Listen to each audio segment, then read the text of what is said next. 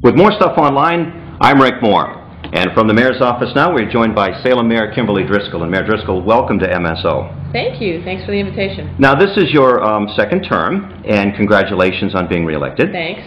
Before I ask you about second term, maybe a highlight or two about first term. What do you feel, what's maybe the first thing that comes to mind about your first term in office? Well, thank you for the opportunity. And I think the first term we spent a lot of time getting our fiscal house in order. When I came into office, we had big deficits, and I have a city management background, and I think we were probably used to doing things in a way that is a little different than I'm used to doing things.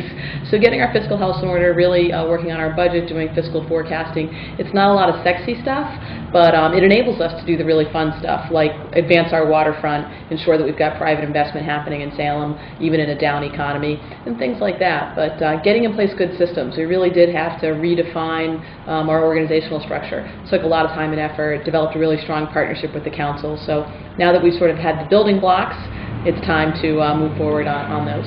So are there particular projects that you started, first term that you were carrying over as part of your objectives? Absolutely. I think we've always been focused on a couple of key economic projects.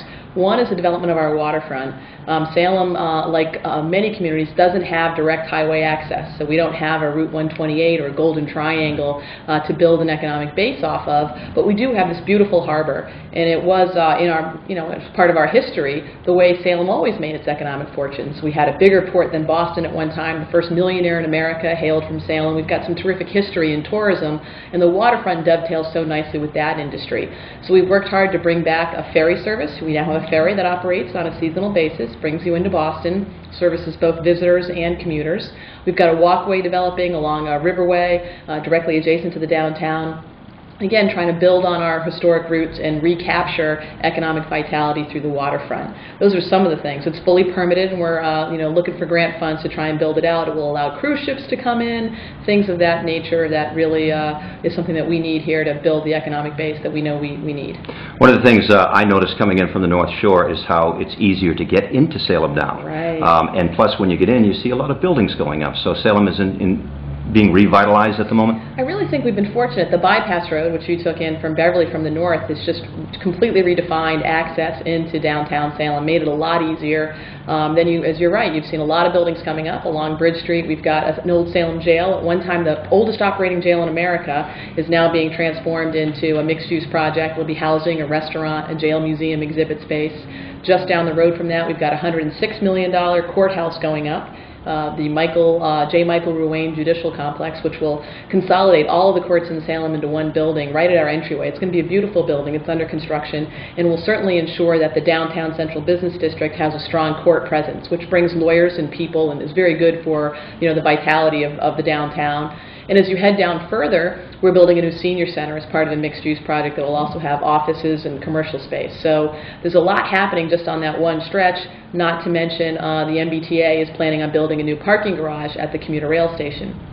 So Salem is more than just a tourist town then? That is exactly right. We like to, we certainly welcome visitors, and lots of people come here from all over the world, but I do think we want to have a diverse, economy, not just tourists, not just folks coming to the courthouse, but also people living downtown. We've got lots more people living in condos and apartments downtown, and that's really contributing in a big way to the vitality that you're seeing. So there's private investment and public investment, which is nice to have that combination too. All right, I want to ask you one question about the state election, if I may, and you feel free to decline it, but Senator Kennedy was a friend to all the cities and towns of Massachusetts. He was terrific. Now, how do you see this new election playing out? Do we expect changes? Do you think what do you think might happen? I got to say, when you replace a lion like a Senator Ted Kennedy in the U.S. Senate, there's definitely going to be changes. I mean, I think the things that Senator Kennedy could do with one phone call, were amazing. You've been in that position for so long and brought such gravitas to the office.